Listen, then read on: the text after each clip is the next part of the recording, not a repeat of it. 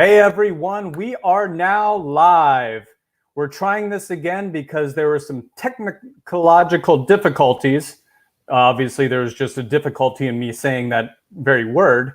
I have already received a notice from YouTube saying that due to unprecedented levels of streaming, there may be some problems, but everybody, keep your fingers crossed because we need to share our passion for turtles right now. I'm sure everybody is having some hard times all across the world due to the COVID-19 pandemic. First and foremost, from the TSA, we want to make sure that everybody stays healthy and that you're able to proceed in your lives as well as can be expected right now. But that doesn't mean that we need to stop sharing our love for turtles. My name is Jordan Gray, and I am a communication and education coordinator for the Turtle Survival Alliance, and I'm also a field scientist. So today we're going to be talking about how people all over the world have transformed their passion for turtles into effective conservation action programs across the globe. Now, let me tell you, as the communication and outreach coordinator for this incredible organization, I am just astounded by the degree to which people go to save turtles. And turtles really need our help right now. All right, one more thing I want to mention before we get into the slideshow is that there is going to be a short delay. And again, that's due to the amazing amount of people that are utilizing streaming services right now. So please type in questions. I'll try to answer them in as real time as possible. And if it's delayed a little bit, don't worry, I'll get to your question. Now, first, before we get into this slideshow, you all need to meet a turtle. Okay, it's my favorite species of turtle. In fact, if you go to our TSA social media pages, you're going to find a post that was posted just the other day showing what all of our TSA North American staff's favorite species of turtle is. And mine is this beauty. Here we go. All right. Oh, look at her. This is the diamondback terrapin. I have loved this species my whole life. Here, let's get a close-up shot. There we go. Now, her name is Peppa. She is a northern diamondback terrapin. And this is one of the many, many species that the TSA works with around the world. Now, the diamondback terrapin is native to the United States, specifically the Atlantic and Gulf coasts of the United States. And it is the only North American turtle that lives exclusively in brackish water environments. So tidal creeks, lagoons, estuaries, mangrove swamps, salt marsh grass swamps, all sorts of things, this turtle can be found. There are so many conservation programs going on across this turtle's range. And so it's just an amazing species. It's beautiful. And the things that people have done to help this turtle, it just warms my heart. If you want to get involved with any turtle species in the United States, maybe bar none, this turtle species, the diamondback terrapin, has so many programs in which you can get involved. And do you want to get involved? Well, then you can email me, jgray@turtlesurvival.org, and I will try to help you get involved with a conservation program for the diamondback terrapin near you. All right. Oh, I got my first question. Does she bite? Okay, so she is a turtle, and as a turtle, she does have a beak, and she does have a pretty strong bite pressure. Now, Peppa here was raised from a hatchling to her adult size. She is actually probably one of the most friendly turtles you can find. We use her for outreach events all the time.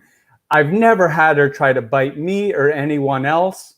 Funny story about Peppa. Last summer, I was actually building a new nest box for our outreach diamondback terrapins, and she crawled up out of the water and just sat next to me the whole entire time, cutting wood, drilling in screws, putting on the caging. That whole time she just watched and looked. She's an incredible animal, an inquisitive animal, and just an ambassador for turtles. All right, so I'm going to put Peppa back, and we're going to move on to our slideshow, Transforming Passion for Turtles into Effective Conservation Action. Now, this slideshow was developed to be a part of classroom curriculums, so it's about 45 minutes long. Should you need to leave at any point, I completely understand. I mean, you're probably heading off to go into a swamp to look for turtles somewhere, so I don't blame you. But luckily, YouTube automatically saves this live stream so you can go back and watch at any point in case you had to leave. I got a question from Colin Gray in Savannah, Georgia. Is she named after Peppa from Salt and Peppa? Colin, she is actually completely named after Peppa from Salt and Peppa. So that was a great question. We actually do have her sister, her sibling, whose name is Salt. So let's move into this presentation so I can take you around the world to show you how the TSA transforms our passion for turtles. All right, moving over here. So first off, who is the TSA? Many of you are familiar with the TSA, but maybe not this TSA. You might be familiar with the Transportation Security Administration. Okay, they're the people at the airports who make you take off your shoes, won't let you bring your nice bottle of water through the checkpoint, but who are there for your security. Well, we are the TSA, the Turtle Survival Alliance, who are there for the turtle and tortoises security all across the globe. Tortoises and freshwater turtles are what we love, what we want to preserve, what we want to conserve, and what we want to be around for the next millennia. All right, greetings from Argentina. Welcome to sunny South Carolina here at our TSA studios. It's a beautiful day in South Carolina, and I hope it's a beautiful day for you all around the world. So again, going back, who is the TSA? Well, we formed in 2001 in response to the Asian turtle crisis. What is the Asian turtle crisis? Well, basically, for the food, pet, and traditional medicine markets, turtles were literally, okay, maybe not literally, but figuratively being vacuumed up from their habitats all throughout Southeast Asia and around the world for these markets. The levels of collection became so bad that we started seeing species populations go from stable to endangered in a very, very rapid amount of time. So the IUCN, the International Union for the Conservation of Nature, formed a task force to combat this collection of turtles all over the world. And we called it the Turtle Survival Alliance. Now, only 4 years later, the Turtle Survival Alliance became its own nonprofit, a 501c3 nonprofit. So in 2005, we were able to call ourselves a true nonprofit, the Turtle Survival Alliance. Oh, I just got a question from Alan Lloyd. Alan Lloyd asked me, is she kept in brackish or fresh water? This is going back to Peppa really quick, the diamondback terrapin. So great question, Alan. Although Peppa is a species endemic to brackish water environments, we actually keep her in a freshwater outdoor pond at the university in which we have our outreach program. So she does quite well in there with the rest of the diamondback terrapins, but that's a really good question. All right, so the TSA is committed to zero turtle extinctions in the 21st century and beyond. We are made up of a very diverse assemblages of organizations, institutions, and individuals who all have that passion for saving turtles. That's where it all comes from, is that passion. I know when I was a little kid, I had this passion for turtles. Where did it come from? Probably from the backwoods of New York, finding turtles, but there was just something so intrinsic to my love for them that I latched onto them, and that passion has never died. Hello from Texas. Thanks, Rachel. Hello from South Carolina. All right, so together with our partners, the TSA is the largest and most comprehensive tortoise and freshwater turtle conservation organization on Earth. We actually work with 117 different types of tortoises and freshwater turtles. Now, when I say types, I mean species and subspecies. And I'll get a little more into that later. Now, we're made up of a strategic partnership, but at our core strength is a bunch of really extraordinary people. And I cannot stress that more. Right now, turtles are on the brink, and what they need is extraordinary people. And they're out there. And you too can become one of those extraordinary people that helps turtles. Oh, I got a great question from Cyrus, age 7. He would like to ask why turtles are good for the environment. What an amazing question, Cyrus. So turtles have a lot of roles ecologically in the environment. Some turtles are actually seed dispersers. Lots of turtles are actually kind of comparable to vultures. They are the cleanup crew for the environment. Even herbivorous or plant-eating tortoises will help clean up the carcass of a dead animal should it happen along it.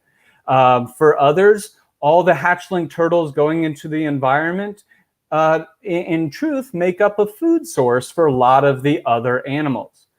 But you know what I think is, and it goes to the next thing I was going to bring up, is what makes all these individuals dedicate their lives to saving turtles, and it kind of goes into your question, Cyrus, is that we at the TSA think that everybody has a turtle story. Okay, now not everybody has an elephant story. Not everybody has a snow leopard story. Not everybody has a giant squid story from the depths of the Pacific Ocean. But I would bet that everybody watching has a turtle story. And that turtle story may have started finding a box turtle, as you'll see in the upper left-hand corner, crossing a road, and maybe you stopped to help it across the street. Or maybe for a certain generation, your turtle story started by these little tiny green turtles that you put in this little plastic tub with a palm tree. Those little turtles being sliders of some sort, red ear sliders or yellow belly sliders, or maybe even cooters. Now, if you see that tub on there, I don't really recommend keeping turtles that way, but that may be the catalyst for your turtle story. For others, if you see in the lower left-hand corner, maybe it's going to a zoo or an aquarium and seeing turtles for the first time. I was just at an aquarium with my brother and a friend just 2 weeks ago. And at 37 years old, I'm still amazed at that male green sea turtle passing by. I'm just captivated by it. There's nothing that's going to stop my love for turtles. And I think that goes for everybody who works for the TSA. And then finally, maybe your turtle story started in the wild, seeing turtles in the wild. Those painted turtles like you see basking on a log, maybe at a park, maybe at a pond behind your house, maybe even in a ditch. There's so many different habitats that turtles are able to utilize, but they might be the catalyst for your turtle story. And we think that's what's so important to getting you passionate about turtles. All right, I have a couple questions I want to answer real quick. Do you guys house all 117 species, subspecies at the TSA headquarters? Great question, Diego. So we actually don't. At our Turtle Survival Center, which I'm going to bring you to later, we have assurance colonies, breeding management colonies for 24 types of turtles and tortoises. But we work with all those other species and subspecies around the world at our range country programs. And today I'm going to bring you to some of those range country programs, not all of them, because if I were to, we'd be here till about 12 o'clock at night. But at least I want to focus on some of those programs and their success stories. So next question, is it okay to stop and help turtles across the road? Fantastic question. Hey, in my book, that's the greatest thing you can do. You have to realize that for that one turtle's life, that turtle may have been around for 10 years. It may have been living in the habitat adjacent to the road for 60 or 80 years. And that one day it decided to cross the road, you came along and saved its life. Now, you always want to put safety first. So make sure that you don't endanger your life or the lives of other passengers or other drivers. But the best thing to do is to pick up that turtle and move it across the road in the direction it's heading. Okay, but there are some, differences there. Like scenarios, like what happens if there's a Walmart, a Home Depot, a housing subdivision on the other side of the road? Hey, you know what to do there? You ask Jordan Gray. You can email me, jgray@turtlesurvival.org, if you have such a question like that, and I will help you to the best of my abilities, or maybe somebody else from the TSA will be able to help you. Let's see. Flo says, road mortality is a significant issue for turtles and tortoises. So yes, you should try to safely assist turtles across the road. Flo, you're on it. It makes such a difference for that one turtle, and that one turtle probably makes such a difference for the environment and the population it lives in. So Carrie then asks a follow-up question. If you help them across the road, how best should you pick them up and handle them?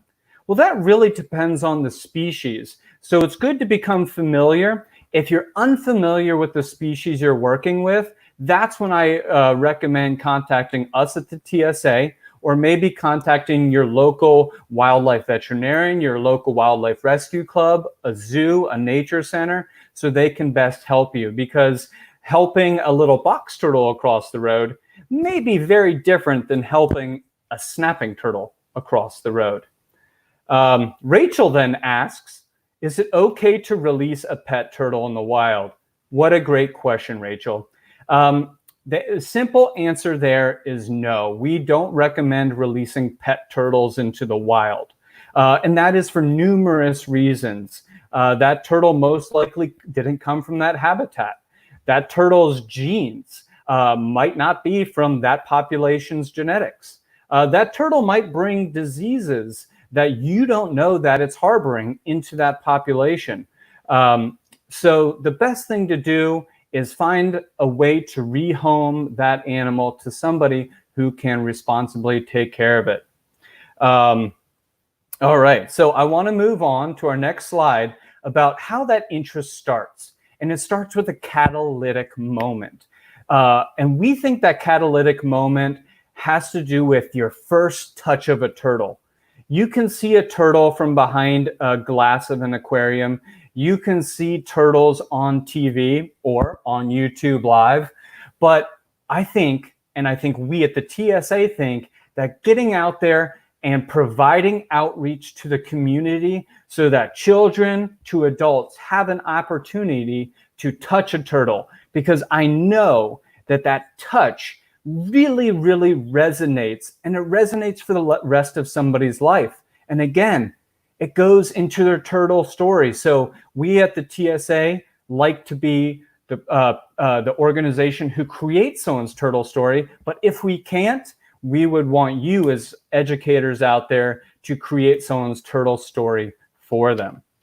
All right, and we hope that that catalytic moment then becomes a passion. Look at these pictures on the screen. I see smiles and kind of just joy around these animals when I look at these pictures.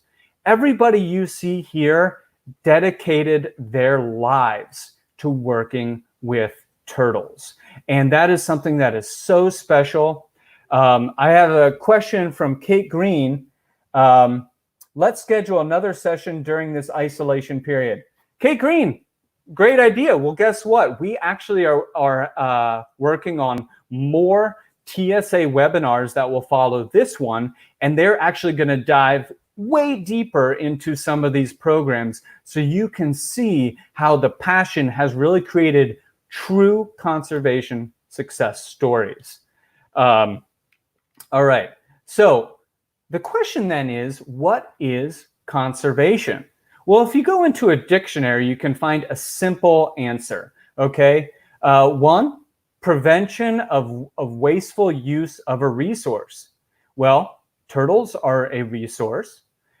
Two, a careful preservation and protection of something. Yeah, we at the TSA want to carefully preserve and protect turtles both in the wild and in captive environments to ensure their long-term survival. But the thing about conservation is, if you were to ask 10 different people what is conservation, I'll bet you would get 10 different answers.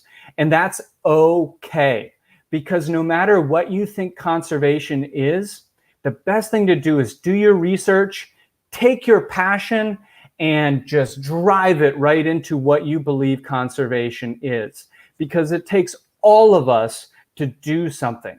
Now, if you look in the lower left-hand corner, you might think that conservation is returning California condors to the American Southwest. And yeah, that is just an absolutely magnificent story of conservation success. California condors populations were depleted due to the use of lead bullets shooting animals, and the condors, being that they are scavengers, go down, feed upon those animals, and then ingest the lead. Their populations rapidly declined, and so it took people to bring these animals back. Or maybe you think it's tigers in a zoo, and breeding those tigers to have more cute little tiger cubs. Well, those projects at zoos, for so many zoos out there, and with our partner, the Association of Zoos and Aquarium, AZA, and the different associations of zoos and aquariums around the world, try to take that breeding that they do in zoos and apply it to a conservation project around the world. So again, no matter what you think conservation is, there is a way for you to get involved. I always say, if you have a talent, if you have a skill, if you have a passion, there is a place for you in conservation, no doubt about it. All right, so then what do we at Turtle Survival Alliance do to work towards our goal of turtle conservation? Well, we have so many different components, such as education outreach, research and monitoring, assurance colonies, lobbying, habitat protection, Head Start and reintroduction, captive breeding, rescue and rehabilitation. But all of those could not happen without passion. Because let me tell you something, conservation is not easy. If you wanted to get into the conservation field, be prepared to have hardships. But guess what? With those hardships come success stories. And those are what you just hold dear and makes you want to keep working to the next level. So with conservation being hard, I have a simple mantra to go by. Do what you can, where you can, when you can, while you're here, because the world depends on it. So that means whether you devote 1 weekend per month, 1 weekend per year, 5 days a week to conservation, every little bit helps. And we have to think of ourselves as a global community working to help wildlife, working to help habitats, and working to save turtles. turtles. So speaking of the world, let's go into some turtle stats a minute. All right, so first off, how many kinds of turtles and tortoises are there around the world? Well, for most of us, we think of sea turtles, snapping turtles, box turtles, terrapins, painted turtles, sliders. When I do outreach to different schools, those are the most common answers I get. But the truth of the matter is there are 470 living taxa. So taxa means species and subspecies of turtles around the world.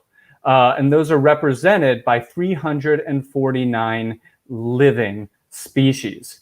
Now, what's really, really cool is that that number actually increased by one last year.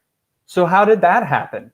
Well, a coalition, a collaboration, put together a research expedition in the Galapagos Islands to search for the extinct Fernandina giant tortoise.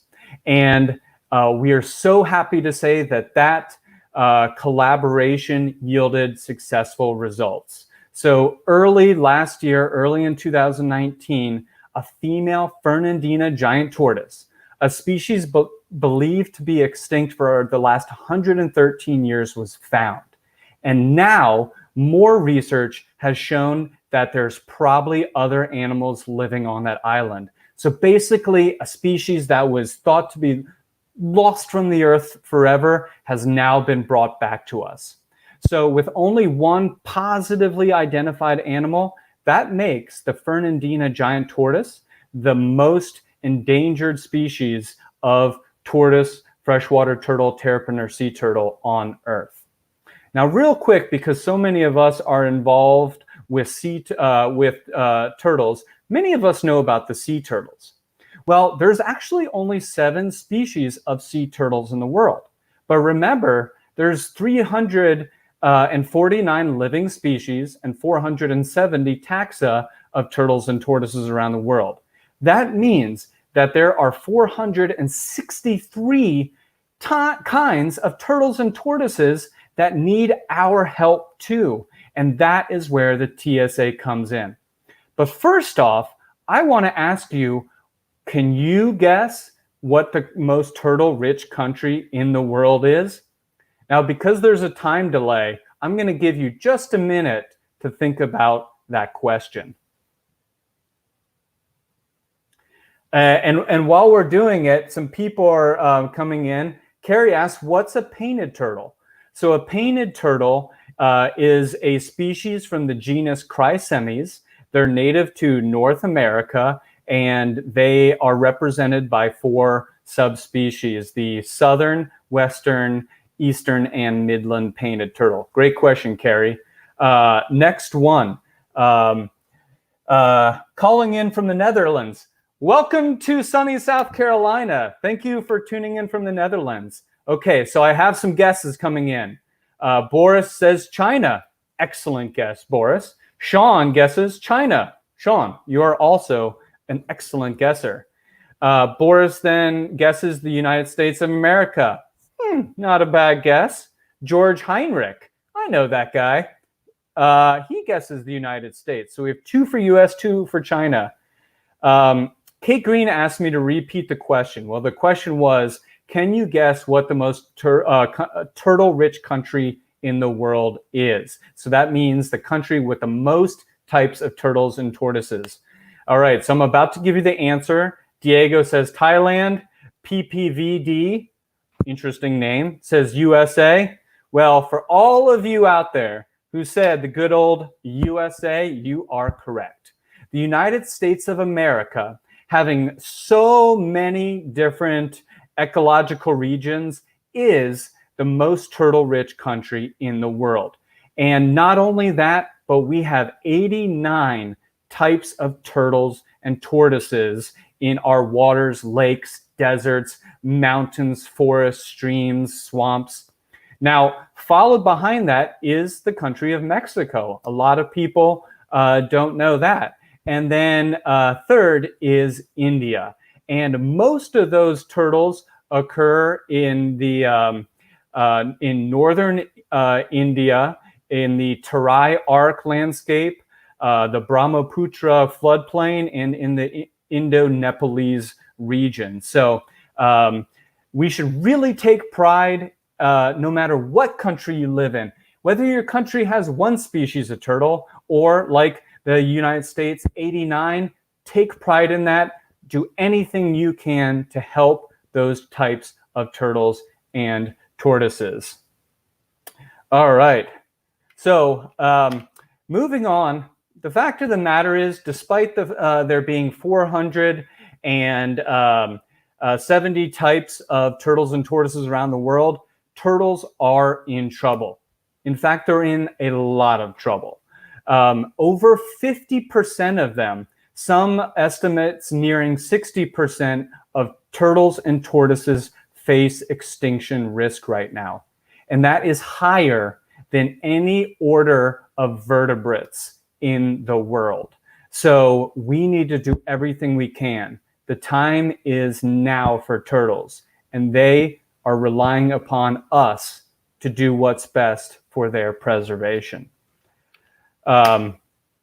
All right, so then why has this occurred? Well, one of them is international poaching. Think back to the Asian turtle crisis that I was talking about.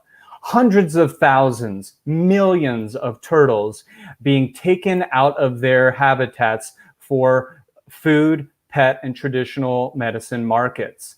That's one big factor. But what about other factors? What other human-induced threats are common? Because we can't just think that collection is the primary problem. Well, subsidized predators are one. Okay, wait a minute. What's a subsidized predator? Never heard of that before. Well, a subsidized predator is typically a meso or middle-sized predator like a raccoon, a skunk, a fox, a crow, that actually their populations are increasing due to human inhabitation of the landscape. Because for the most part, these middle-sized or mesopredators are opportunists. They are looking for an easy opportunity for food, and so living around people helps that. So that goes into the next one, development. Development is a huge problem for turtles, tortoises, their habitats, and other wildlife within them. And then going to that, we have road mortality, which is a significant factor, deforestation, an enormous factor, and then other things like incidental bycatch. Around the world, sea turtles become incidental bycatch in nets or long lines. In some of the rivers we work in Southeast Asia, critically endangered species like the Burmese roof turtle or the painted terrapin become incidental bycatch in fishermen's nets. Here in the United States, diamondback terrapins, that very first beautiful turtle I brought out, becomes incidental bycatch in crab traps. So these are all big issues that we can work on to save our beloved turtles and tortoises. So Boris then asked, will this live stream be available later as a video? It will. So this live stream will automatically upload to our YouTube channel, so you can go back and watch at any point, because I understand that it is long, and with everybody's questions, it makes it a little longer, and maybe y'all have something to go do. So please come back. Feel free to watch the broadcast whenever you want. Thanks a lot, Boris. So let's see. Ravens, Flo says, ravens are a subsidized predator that preys on juvenile and hatchling desert tortoises. They have a significant effect on populations. Flo, you're absolutely right. Ravens do have a significant effect on the populations of desert tortoises. Here in the eastern United States, for the gopher tortoises, the desert tortoise's kissing cousin, crows are a major problem, but we do occasionally have ravens here too. So now I want to take you to how the TSA helps with all of these problems around the world. And if you look at this graphic, you'll see that the TSA has programs all over the world. And each little icon represents a lot of different species that are being helped by our program and our collaborative program with our partners in that country. So let's look at our numbers. We positively impact 20 of the top 25 most endangered tortoises and freshwater turtles. And 39 of the top 50 most endangered tortoises and freshwater turtles. So we try to have a large footprint for saving these timeless animals. What's incredible is that we have made an impact in that region of the Asian turtle crisis for 100% of the Asian species in the top 50 most endangered tortoises and freshwater turtles. So it's something we're really proud of, and we just hope that we not only have made, but will continue to make an impact in these regions for decades to come. All right, here's a little infographic just showing you where we make an impact for 20 of the top 25 most endangered turtles in the world. I think going back to this infographic later on your own time would be a great opportunity, so you can zoom in, check out the fast facts about each of those turtles. But again, something we're very, very proud of. All right, so now I do want to take you around the world. I can't stop at every single one of TSA's collaborative programs because, again, we would be here all day. But I do want to take you to some of them. So recline your chairs, take your tray tables down, put your little cushy neck brace on, and let's hop aboard Turtle Survival Air for our trip around the world.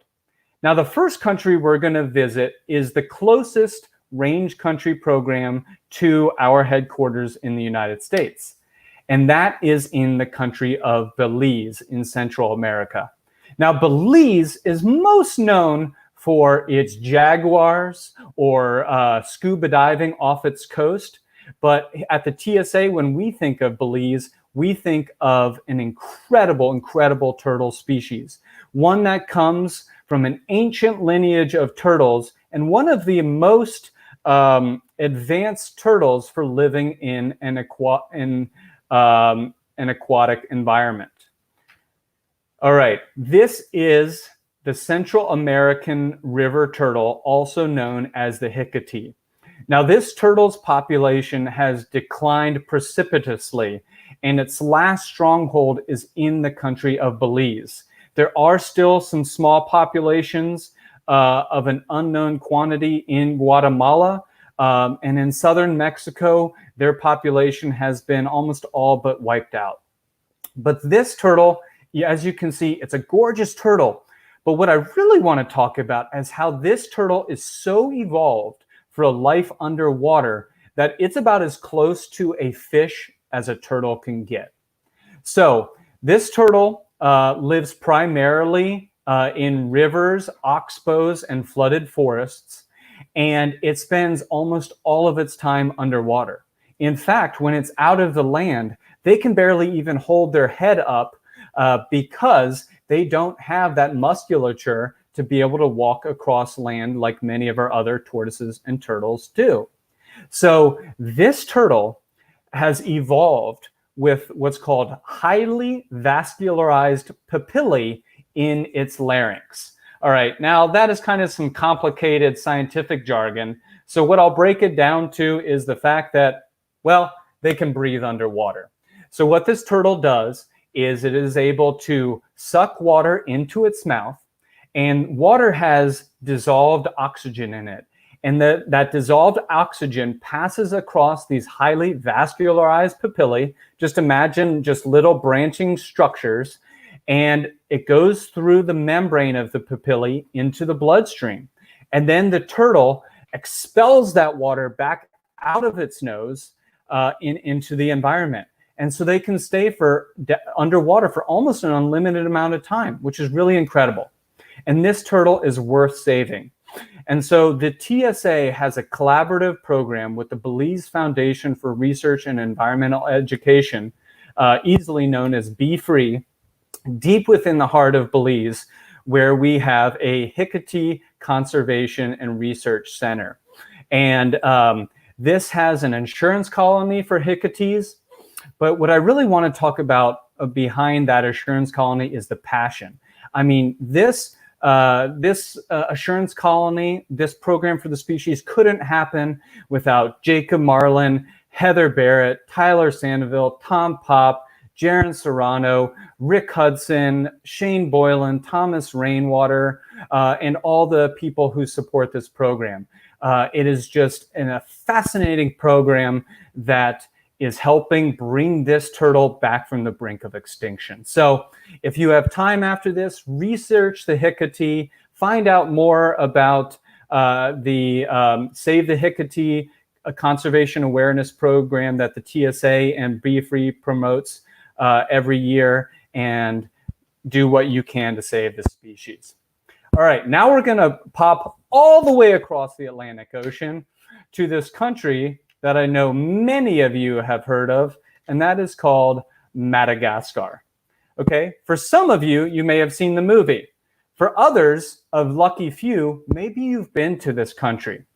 It's an incredible country, it's a beautiful country, but it has a lot of conservation issues. And those conservation issues trickle down to its endemic tortoises and freshwater turtles. So Greg's Turtle Haven says, hey, Jordan. Hey, Greg, how's it going? All right, so we're going to take you into this country, Madagascar. And Madagascar is an island nation off the coast of Africa. It's in the Indian Ocean across from the Strait of Zimbabwe. And it has these incredible tortoises. It has spider tortoises, radiated tortoises, plowshare tortoises, hingeback tortoises, and then some other unique freshwater turtles. But what I want to point out today is our program for some of those critically endangered tortoises, like the plowshare, like the radiated. Now, real quick, when I say radiated tortoise, I don't mean that this tortoise comes from Chernobyl and has radiation and we could take a geigometer and read that radiation. What I'm actually talking about are the beautiful yellow lines on its shell. So it looks like it is radiated. It has striations on it. Well, the one thing I want to talk about regarding this island nation is the poaching crisis. And the TSA and our partners are at the forefront of this poaching crisis. It is so bad for these tortoises right now that the plowshare tortoise, the most endangered tortoise in the world, is now believed to be functionally extinct or ecologically extinct in the wild. And that means that although there may be a scattering of individuals across their range, they no longer provide a reproductive or ecological impact to the environment. And that's terribly sad. So the TSA and many other zoos and other conservation organizations do have some of these animals in captivity for assurance colonies to make sure that this species never goes biologically extinct. The other tortoise I want to talk about here is the radiated tortoise. Oh, look at that. We have one of our people from Madagascar tuning in right now. That's fantastic. Hey, Harry Lala. So good to see you on this broadcast while we're talking about Madagascar. Our staff in Madagascar is incredible. We have a very, very large staff there because, well, we're taking care of over 25,000 tortoises in our centers there. And all of those tortoises have been confiscated from the illegal wildlife trade. So if you want to help this TSA Madagascar program, please, these tortoises need all the help you can get. Because let's face it, they eat a lot. And to get them back into the wild is a very, very comprehensive process that takes years. But really quick, going back to the radiated tortoise, this tortoise was believed to number in the millions decades ago. Now the population has been reduced by about 75% in only a matter of about 3 decades. Okay, that trajectory means that this tortoise could be gone from the landscape in the next 20 years. It is comparable to the American bison story in the United States. American bison used to number about 80 million across the range, and they were reduced to just about over 1,000 individuals by the early 1900s. And that's what's happening to the radiated tortoise. So this program, it's incredible. It's run by Harry Lala and Randraya Mahazu. And Rick Hudson. It's supported by so many people. If I were to name all the people that work and make this program happen, again, we'd be here till midnight. So it just goes to show how many people in this island country are passionate about their tortoises and want to save them. All right, next I want to take you to India. India is a fascinating country. Most of you might be familiar with the Taj Mahal. This country has our largest and most comprehensive TSA program.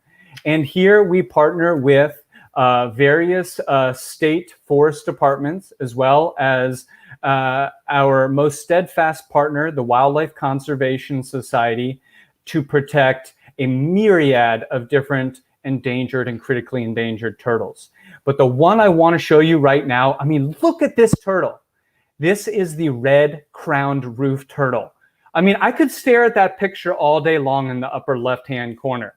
I guess I could also stare at the one in the upper center too, because I look at a person there. His name is Shailendra Singh, and he is just so passionate. This program revolves around Shai and his dedication and his passion, but it also revolves around so many other people. People like Arunima Singh, Rishika Dubla, so many. I couldn't even name them all. I would love to. I just want to say thank you all in India for all of the work you do. But I want to focus on this peacock of the turtle world. I mean, that turtle really is showing off its colors. This is a species of turtle that is actually, much like a molting bird, able to change its colors or display vibrant colors during the breeding season. Now, during the non-breeding season, its colors are kind of mute. If you look at the picture in the upper center, you'll see that it's a male, but during the non-breeding season. But during the breeding season, the males look like that turtle in the upper left-hand corner. A gorgeous, gorgeous species, and one that needs saving. Okay, this is a critically endangered species.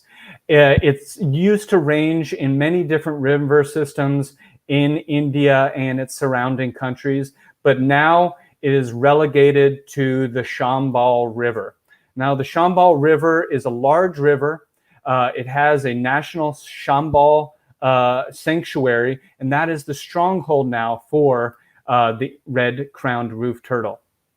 So this program is so amazing because what we do, much like sea turtle programs around the world, is that these passionate volunteers and staff members go out during the nesting season. They find the nests of these turtles, they dig up the eggs, and they translocate or move them to protected hatcheries on sandbars along the Chambal River. And then what do? They protect these nests at all costs. And again, it just shows the passion these people have behind the program. And that passion has produced results. So over the last several years, this program has hatched and returned thousands and thousands of red-crowned roof turtles and their sister species, the three-striped roof turtle, back to the wild. In fact, if you were to take the red-crowned roof turtles and three-striped roof turtles that this program has hatched and returned to the wild, it would be over 110,000 turtles. So it's just an amazing program. I mean, for some of you, if you don't kind of get choked up in your throat thinking about returning all those turtles to the wild, I don't know what you can. So again, amazing program. But now I want to take you to another nearby country, and that is Myanmar, or as some of you know, Burma. So Burma is a country that has been rife with civil war for many, many decades, but it is also rife with different species of turtles and tortoises. And the one I want to talk about from this program is one of the greatest conservation successes for any species of turtle, and that is of the Burmese star tortoise. So this tortoise was hunted for subsistence harvesting, so that basically means food, also for the pet trade and for the traditional medicine markets. Well, it was hunted to the brink of extinction, so that by the early 2000s, this beautiful tortoise was functionally or ecologically extinct in the wild. Meaning, again, that yes, there may have been a few animals left across the landscape, but not enough to be reproductively or ecologically significant. So the Myanmar Forest Department, the TSA, and the Wildlife Conservation Society said, we need to do something, and we need to do something now, or else this tortoise will be gone from the earth, and that would be a travesty. So the three organizations set up assurance colonies, 4 of them to be exact, and took 175 or thereabout tortoises that have been confiscated from illegal trade and set up breeding colonies. Well, soon after, breeding success began happening. And then it kept happening. And then it kept happening. And then it kept happening. So now, in 2020, we are so happy to report that this program has produced well over 16,000 hatchling Burmese star tortoises. But way more important than that, this program has now, starting just a few years ago, started returning these animals to the wild. So this turtle that was functionally extinct in the wild at the early 2000s is now once again living on the landscape at a couple different wildlife sanctuaries in their native central dry zone of the country.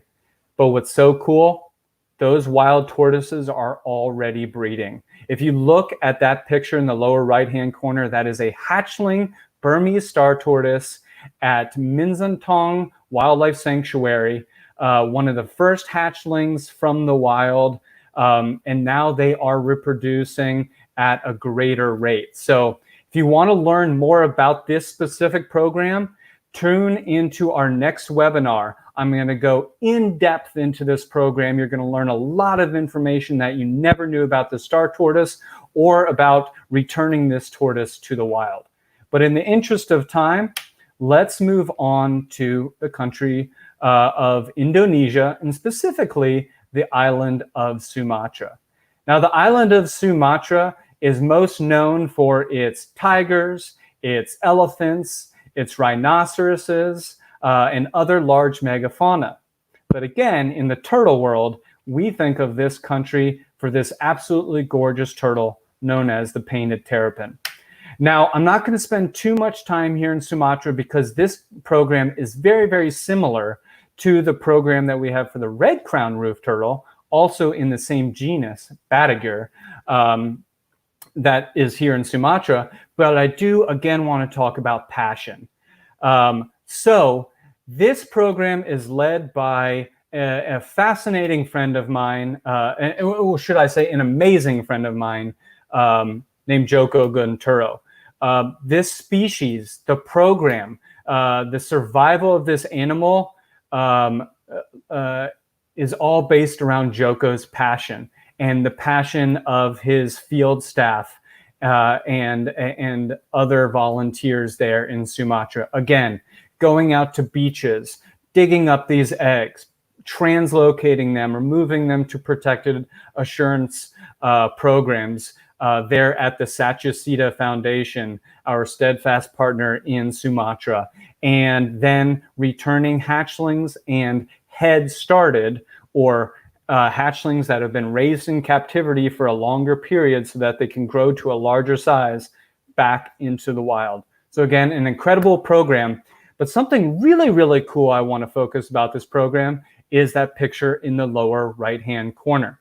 Now, in Cambodia, we work with the Royal Government of Cambodia's Fisheries Administration and the Wildlife Conservation Society and Wildlife Reserve Singapore to be able to bring the southern river terrapin, or Badagear affinis, back from the brink of extinction in that country. Well, this species hasn't been seen for decades in Sumatra. But we hope and believe that they still exist there. So right now, Joko and his team are searching for this species amongst the mangrove swamps and muddy rivers and estuaries of southern Sumatra, hoping to find a species believed extinct or near extinct in the country. So stay tuned for updates from Sumatra because if we find this animal there, it is going to be incredible. I have a couple questions I want to answer real quick before I go to our next country program. Jennifer asks, are there food captive programs to keep people from returning to capturing these for food? Jennifer, that's an amazing question. So yes, one of the primary components of being able to return animals to the wild is working with the local communities, giving them other opportunities for employment. We do that across our range country programs. In Madagascar, it is working with the local communities to build schools, to educate the children. It is building agricultural plots so that the communities can actually produce food for the tortoises, and then we pay them. In other countries, the same kind of thing, working with them for other types of industry that they can focus on so that they don't have to rely on subsistence or poaching of these critically endangered species. Great question. Boris says, I do hope that now with the outbreak of COVID-19, there will be strict rules by governments in order to stop catching wildlife for whatever reason. Boris, we hope the same thing. You know, we don't want to see COVID-19 last any longer than it already has. But one of the takeaway messages is that we need to rethink how humanity interacts with wildlife, how we treat wildlife, how we use wildlife, and be able to hopefully change our attitudes and our cultures in the way that we work with them. Great. All right, so moving on, I'm going to take you to Vietnam and China. We've almost hit the hour mark, so I want to thank so many of you for staying with me. Again, because this is live on, this will be preserved on YouTube. You can always leave, come back and start from where you had left off because I want to make sure I answer everyone's questions, and I want to make sure I'm giving you the most useful turtle information you can. So in Vietnam and China, I want to talk about the most endangered freshwater turtle in the world. This is the Yangtze giant softshell turtle. Now, if there's 1,000 turtles left, that's a problem, okay? That turtle is critically endangered. If there's 100 turtles left of a species, okay, we start really, really sweating that that turtle is going to become extinct in the near future. If there's 10 turtles left, we at the TSA and in our partnering organizations, we don't even sleep, okay? We're taking anxiety medication because we're so worried that that turtle is going to go extinct soon. Well, guess what? The Yangtze giant softshell turtle has only 3 known specimens left in the world. Something I do want to talk about here is that 2 are known from large lakes in the wild, and 1 is at the Suzhou Zoo in China. Unfortunately, that one in China, who is a male, his mate passed away last year. She was the last known female Yangtze giant softshell turtle. But there is hope. At two large lakes in Vietnam, Duan Can and Dong Mo Lake, reside wild turtles.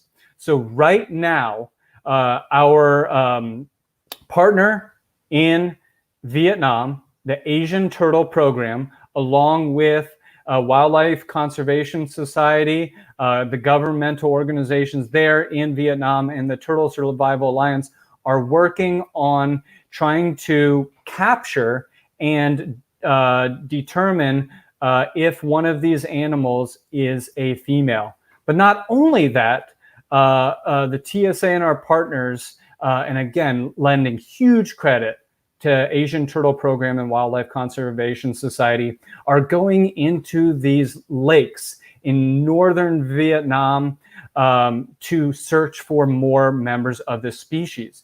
But these are large lakes, and we're talking about maybe one turtle. It's like looking for the Loch Ness Monster in Scotland. So what's the best way to do it? Well, eDNA technology. So using sophisticated equipment to be able to detect environmental DNA from one of these animals in the water. And that has so far been successful.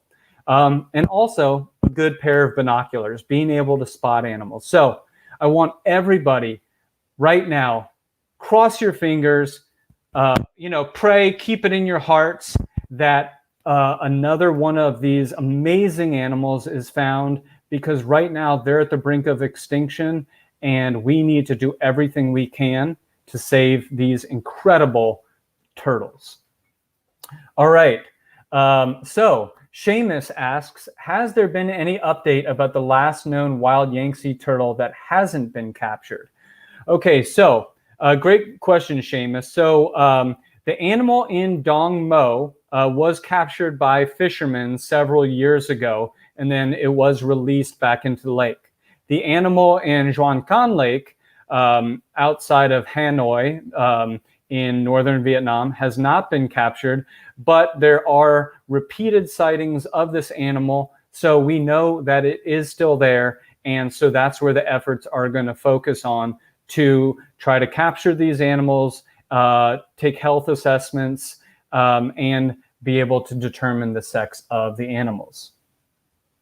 Boris, yes, absolutely. I think them being able to find a female Yangtze giant softshell turtle, there's going to be fireworks going off all across the world for turtle lovers if that happens. So again, let's pray. Let's keep it in our hearts. Let's cross our fingers that we find another one. So Diego asked, how does eDNA work? So eDNA technology, basically there are primers. And those primers search for strands of DNA that they match up to in the environment. And so they're run through these complex systems, and you try to match up the DNA, because there are other softshell turtles that inhabit these environments. So once you develop a primer, you're able to hopefully match up the DNA of the species you're looking for. Great question.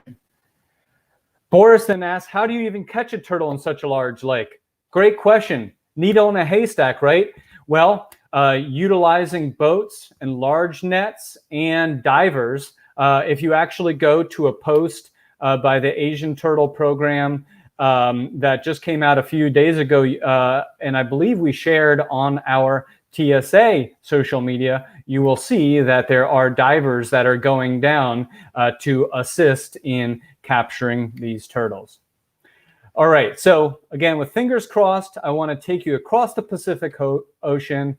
We're going to go to the United States. This is where the headquarters of the TSA all started in Fort Worth, Texas, but are now located here in Charleston, South Carolina.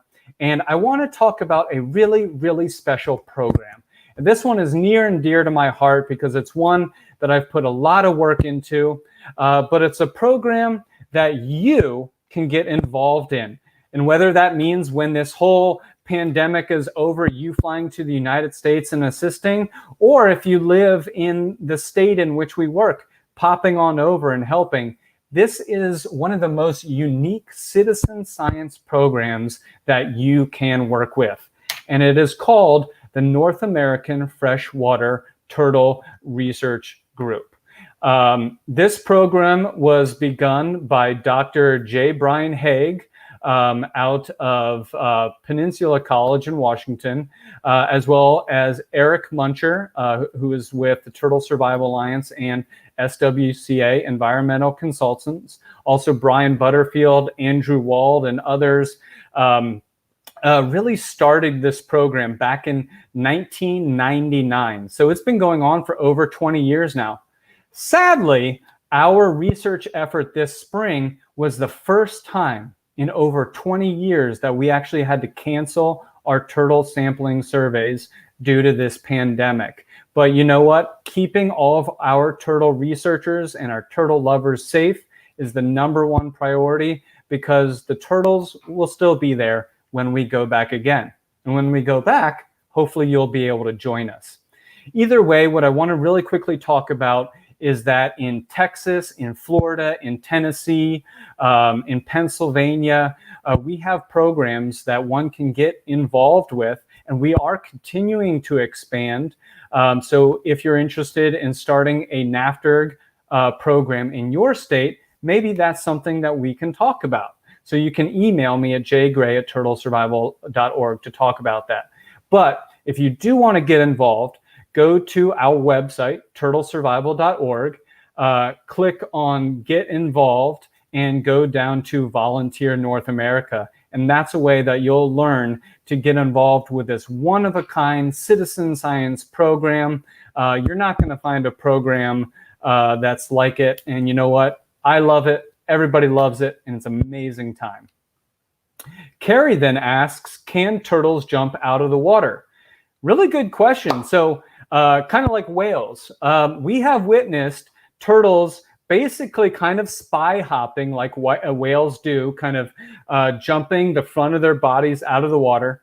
I personally have never seen a turtle fully jump out of the water, but hey, you know what? Never say never, right? So that's a great question, Carrie. All right. Lastly, I want to take you to our Turtle Survival Center. This is our flagship center located in coastal South Carolina. And it is where we have really passionate people working with some of the world's most endangered tortoises and freshwater turtles. So this center broke ground in 2012 and 13. And so it was fully established as an operating center in 2013. And it has veterinary clinic, greenhouses, quarantine, outdoor ponds, outdoor flow through streams. It has holding facilities. Did I say greenhouses? It's an amazing facility. Hopefully, if we're able to still have our 18th annual symposium on the conservation and biology of tortoises and freshwater turtles in South Carolina this August, we do have a field trip going out to this center. So should we be able to proceed, depending on what the COVID-19 pandemic looks like, I really encourage you to be a part of that field trip. Get out there and see what we're doing, because it's incredible.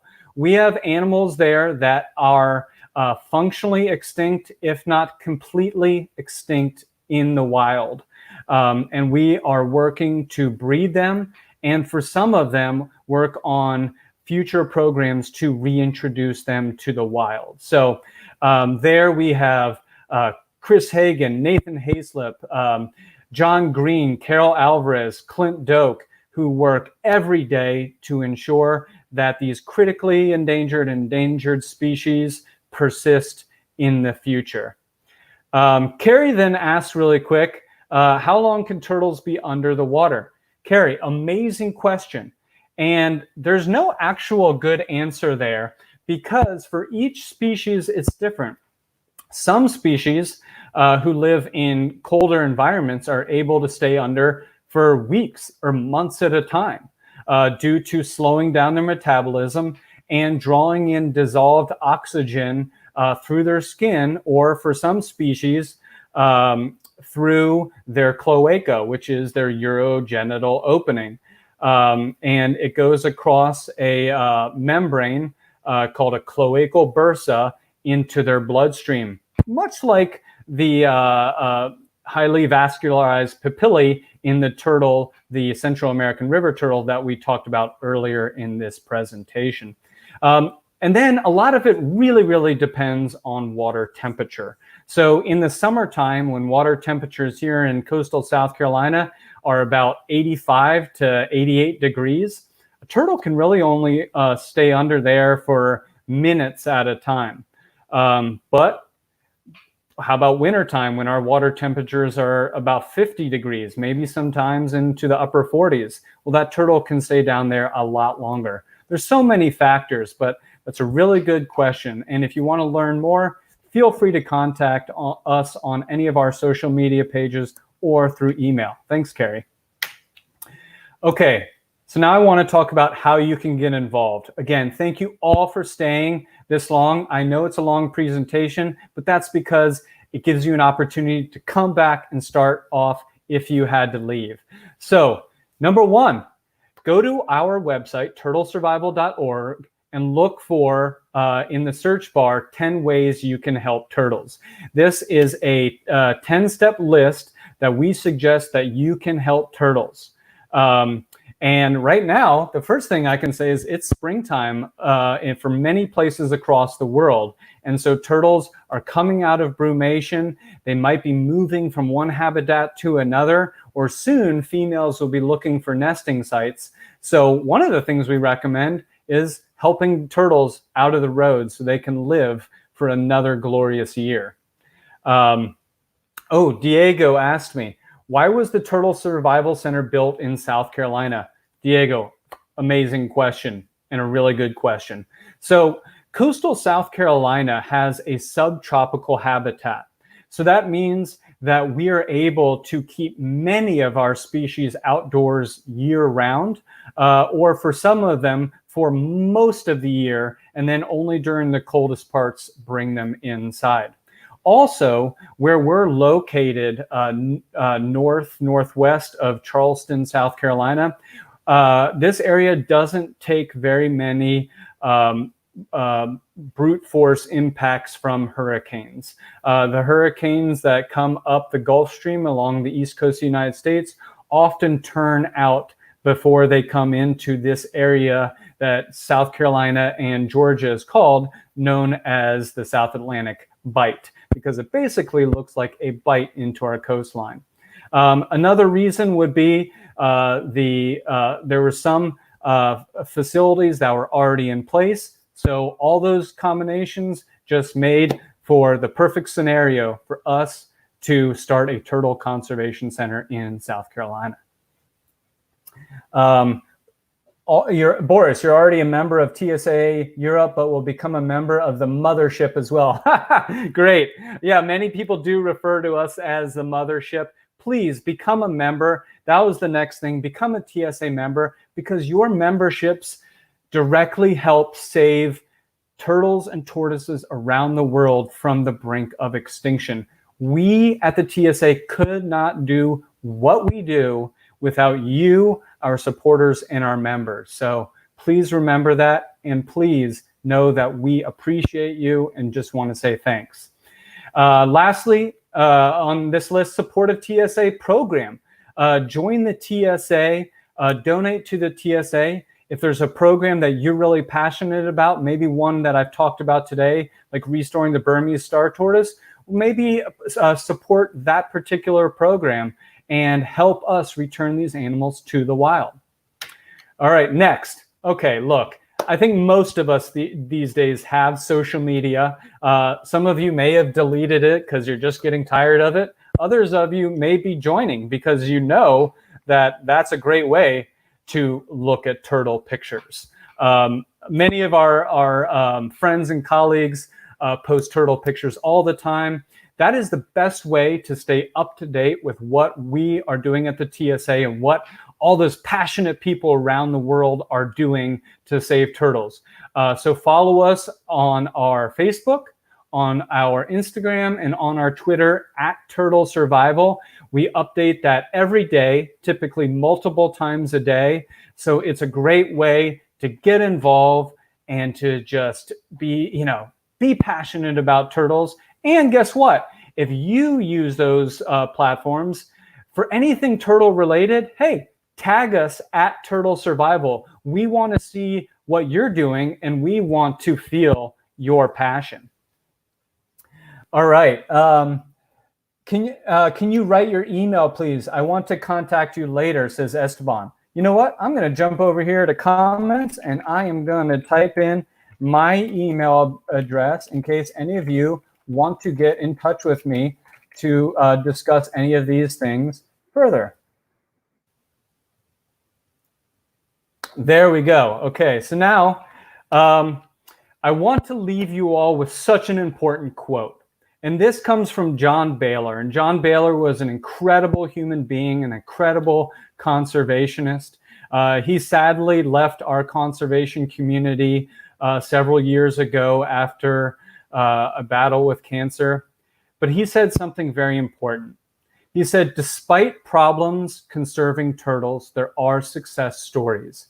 These have been long, arduous affairs, and for the most part, they have been the work of extraordinarily dedicated individuals. The turtle wars will be fought and won by individual turtle men and turtle women who are on divine missions from the Kelownian gods to save their species. What do we take from that? You are our turtle warriors. Take that passion and fight for us. And with that, thank you very much. And here is a dog walking on a tortoise. So I'm going to stay on for a few more minutes in case you all have any last questions. And then remember, this will be automatically available on our YouTube channel so that you can go back, write questions, and we will be sure to respond. So again, thank you all very much. TURTLE power. Get out there, love turtles, and save turtles. All right, who has questions? Oh, you're welcome. A lot of you all are saying thank you. I want you to know it's my pleasure. I could talk about turtles all day, every day, but more so knowing that other people want to learn about and talk about turtles is what fuels me. Hey, thank you all very much. Drez, thanks a lot, Drez. Drez is he is a turtle conservationist and biologist out of Illinois. Michael Dreslick works with some really cool species like alligator snapping turtles, Blanding's turtles, and he does some really cool stuff. So thanks, Drez. Everybody, I appreciate your comments so much. Again, thank you very, very much.